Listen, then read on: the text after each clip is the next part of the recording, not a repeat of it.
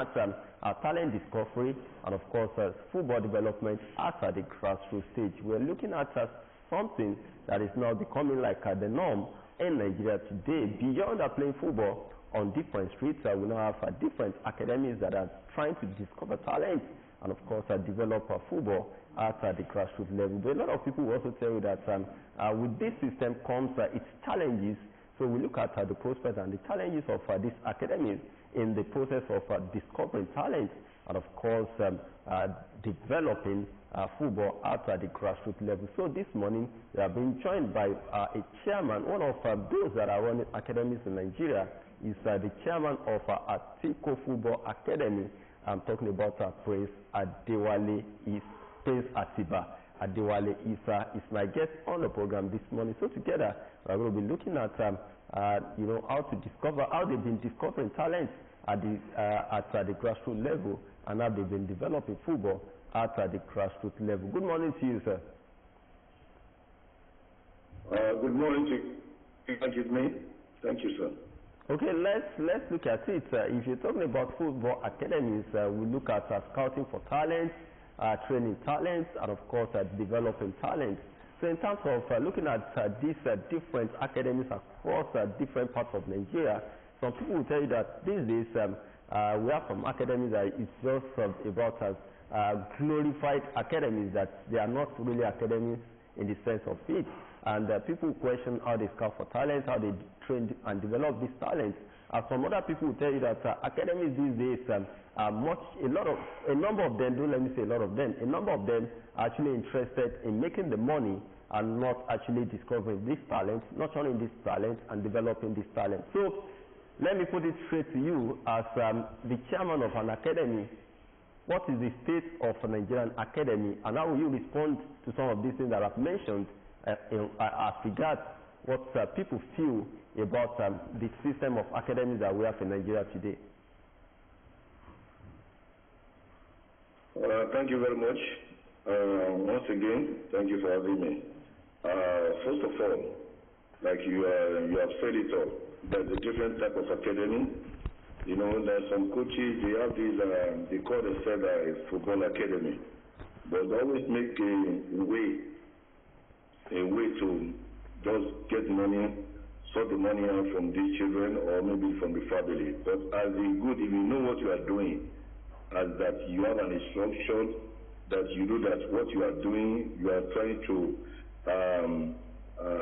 encourage, develop talent at the grassroots level. You must be, first of all, you must be registered.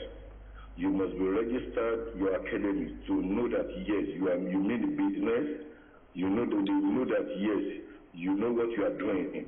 After register your academy, you must have all what it takes, like the training equipment, have a qualified coach, standard coach, AINIS coach, the coach that they can teach these children, these players, what they need to know about football. Not just someone from anyhow good that can just treat them. You know what we are talking about, coach is more or less like a parent, because then they have their own impact, how they can be able to put these children, put them in the right way, encourage them that if they believe in themselves, they can surely do it. So let them have that kind of courage, confidence that yes, they have what it takes to be a great player in the future. So as I'm saying, having an academy is not easy. It's not easy. You have to have all what I said to be the owner or the chairman or whoever is going to have the academy. You must have a standard feed, get all the equipment, get a standard coach. So when you have all these things, that's what the players or the parents or whoever that will be within you, they will know that, oh, you know what you are doing, you mean business. And to have all these facilities we are talking about is all about money. The coach that will train the children, you have to pay them. It cannot be free. You must have maybe paying them salary. It depends on the agreement you have with them. And all these players, there must be an agreement with you and all these players. So we cannot be training the player from there, maybe let me say 3 to 4 years old, and the end of the day, when the player goes to he has matured enough, so another club from anywhere not be able to snatch your player.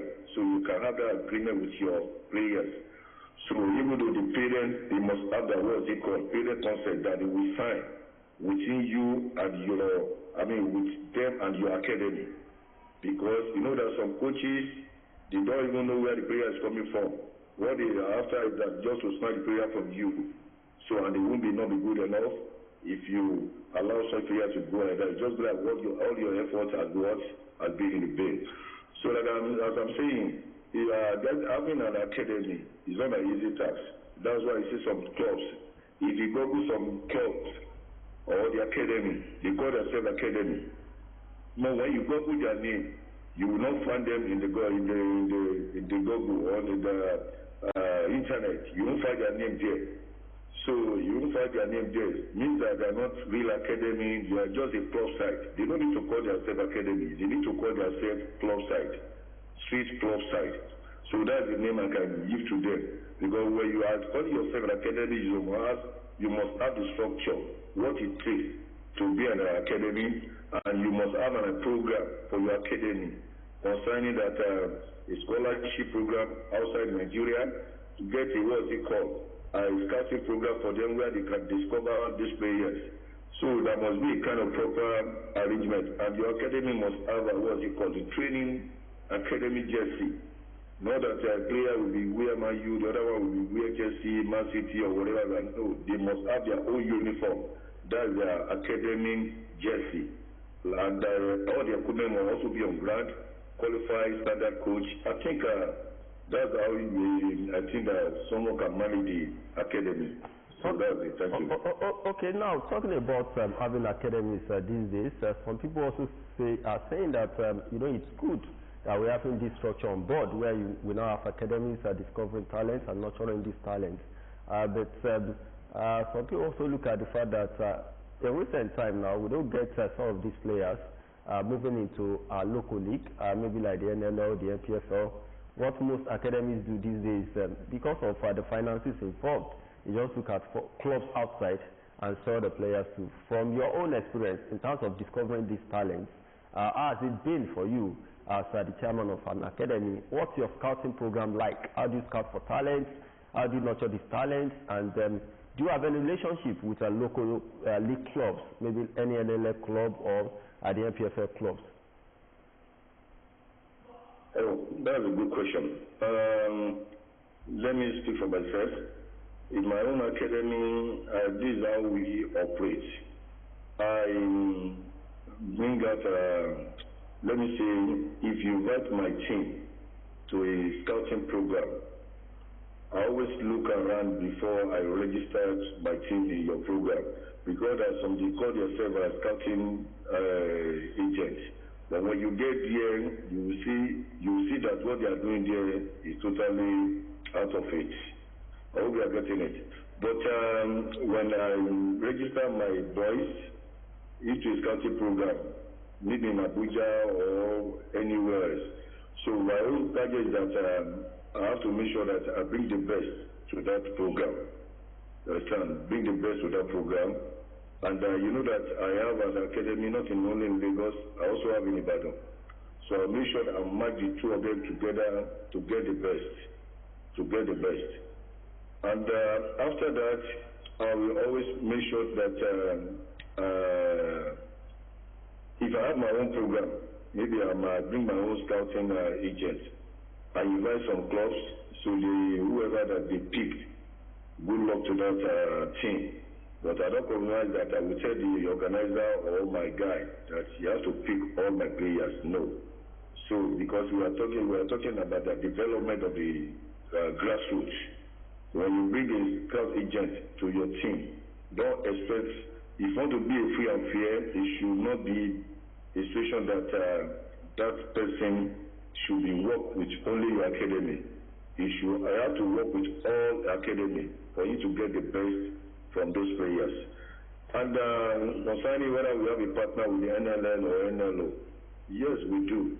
Dosu Joseph is playing NLO, is with us, and is someone that parlayed with me very well. And Shooting Stars is also a team Because, you know, I'm based in Ibadan too. I school in Ibadan. So it's my darling team in Nigeria. So Shooting Star is always a team that I work with. When Dimeji Lawan was there, even now when Awero also the chief coach now. So I also working with Shooting Stars. But in Lagos, Sporting Lagos is there. Kurubi United is there. But only issue that I have with all these NLU and NL Nigeria League is that, you know, it's not easy for me to just be giving them player because I may have my own personal program for this player to travel out. You know, this club, they won't give you me. I don't care about the money. I'm not after the money. If I give them the player, my own job is for the player to be there. He can be able to learn and improve, to learn one or two things as far as Nigeria League is concerned. So that's my aim and objective. It's not about the money to sign a player, whatever. So, but my own aim and objective is that how can I be able to push the players out of Nigeria? So that's why I think that the academy can make money. And I think last year, at least I have a player at Chelsea under 16. Ganil Malik is under 16 Chelsea football team. Though he was there as a scouting for a program and he was picked. Understand? And I think that it's a plus to us. We also have a player from different angles and outside Nigeria. So, but I think having a partnership with Nigeria League is nothing bad, but someone you have to be careful. So, but for me, it's a good development. I work with them. Okay. Like what you said, I work with them. Okay. It's cheering that you actually work with the local league because I'm looking at the fact that as much as I understand the challenges involved, as much as I understand the issues with football on the local scene, I think it's also important that those of you that are having these academies should also help or need to help the football ecosystem in Nigeria to actually help in not only discovering this talent and shipping them abroad, but also develop from grassroots to the league and of course help build a football ecosystem. Anyway, now let me also ask you this. You know, back in the days, I spoke about street soccer, maybe secondary school football, Principal Cup, and all the likes. Now that we're having a lot of academies, do you think we are really picking? I know football is advancing globally. Football is more of science now than raw talent. But do you think that that is also denying us of these natural skills that we see in our players of the Spiders of old? I hope you got my question. Please come again. Now I said. I didn't get it right, please. Okay, I said now that we're having academies all over, and a lot of times from the conversation we had, a lot of times most of these academies from the academy, you know, players go to Europe. We are not really having that much of street soccer, secondary school football, you know, street football, all of those things. We are having more of a regulated system whereby you come to camp and all of that. And I said, even though I know that football is more of science now, but do you think this current trend in the country has denied us of the raw skill that we see in Nigerian football, Spiders of old, and African football?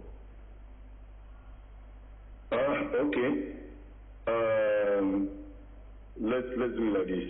First of all, if we are talking of football academy in Nigeria, let me use Nigeria. It's very difficult. I won't lie to you. It's very difficult to have an academic player in Nigeria national team. It's very difficult. So understand.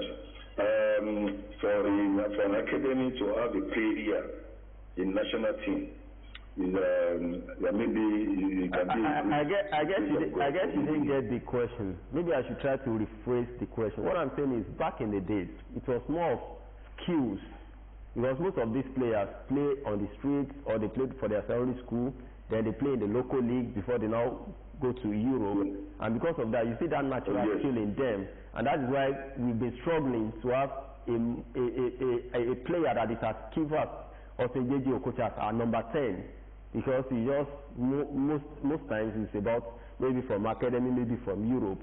Now, as much as football is changing globally, what I'm now saying is that this advent of play from academy going to Europe, do you think is also deny us that natural skill and talent that has helped our football in the past? No.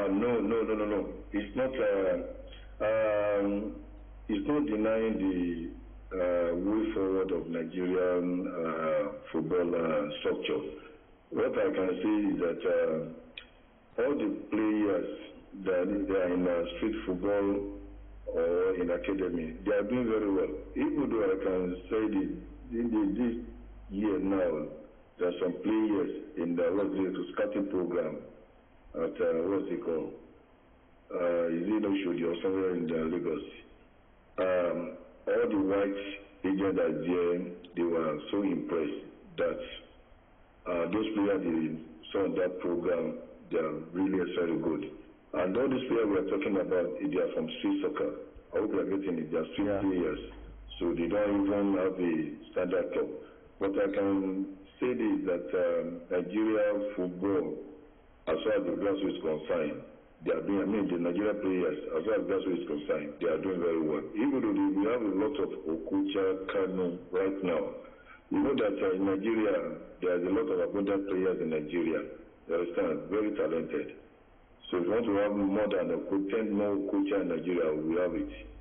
But all of them is a grace. But what I can tell you is that there's the improvement in the grassroots. It's not all about from academy just travel out. There's a lot of players in academy that they are doing very well as far as the grassroots is concerned. So for me, I think that a lot of players in streets and the grassroots, they are not bad. They are doing very well. We have a lot of them in the National League, in the NLO. So it's not necessary that you must be in academy before you travel out. No. So at least they can we discover a lot from the street players, tournaments, and so on. So I think that's the best idea. Yeah, okay. Now, as we begin to wrap up, let me ask you this. Looking at, you are into the business of academy, you own academy, you run it. So you are definitely part of the ecosystem of talent discovery and grassroots development in Nigeria. Now, with your sorry, please, can you let me speak up a little bit? Okay. I'll just be trying to get you clearly, please. Yes. Okay. What I'm saying, that's not a problem. I can get as much as you want. So what I'm saying is that as somebody that owns academies, because you say you have in Lagos and Ibadan, you are part of the ecosystem of talent discovery and grassroots football development. So the question I want to ask you now is that with your experience, what do you think is the way forward for talent discovery and grassroots football development in Nigeria? What is the way forward? What do we need to do more? What are we doing that what are we not doing that we need to start doing? What are we doing that we need to do more so that the future can be bright for talent discovery and grassroots football development in Nigeria? Oh, thank you, sir. That's a good question. We suggest that the government, first of all, let them have what they call local government mini stadium. All the local governments must have their stadium. If that's possible, like Lagos is now, there are 57 local governments with their CDA. If each of them can have their stadium, not the national stadium, or not the main stadium, or not like Agege stadium, or local government stadium. They can thank the local government stadium. Means that all the players, all the teams, the children, the youth of that local government, they can organize what they call a football project for them. So from there, the talent will be discovered. So if they can be able, maybe let me use street soccer now. Let me use street soccer. For the local government, they can use the street to play in that tournament. Maybe one street versus another street. So from there, they can be able to pencil or pick the best player from that program. So if you can do such a thing, another local government can also do the same thing. So from there, the best will come out from this. There are some players, even though you can't know that they are playing football. Some of them are selling fruits, selling whatever. I have some players in my academy, all these local boys. They sell orange. But when the boy met me that, please, sir, I want to play ball. I said, you go and sell your orange. He said, no, sir, I know how to play football. But I'm surprised because of our time. The way it's played. Because of our time. So what I'm trying to say now is that. All right, because of our time. Let the government. Okay, because of our time. Okay, let me rush down. Okay, let me rush down. What the government needs to do is that let them create a platform to discover talent at all the local government. So from there, they can be able to count them and nurture them, get a coach for them. From there, they can present Nigeria under 17, under 20, and so on. Okay. So I think that's the best way. Yeah. What I've been doing before is all about okay, you've actually given a valid point on the way we can move football development at grassroots level and talent discovery forward. That if every local government, over 700 of them in Nigeria, can be having a mini stadium, then that will afford us opportunity of having facilities for more discovery of talent and grassroots football development. So, Prince Atibadewale Issa, the chairman of Atiko Football Academy, thank you so much for being part of the program this morning. Thank you very much. Thank you for having me. Thank you. Okay, this is where I'm going to be drawing the curtains on today's edition of the program Sports Executive on OGTV. The People's Telly program returns same time.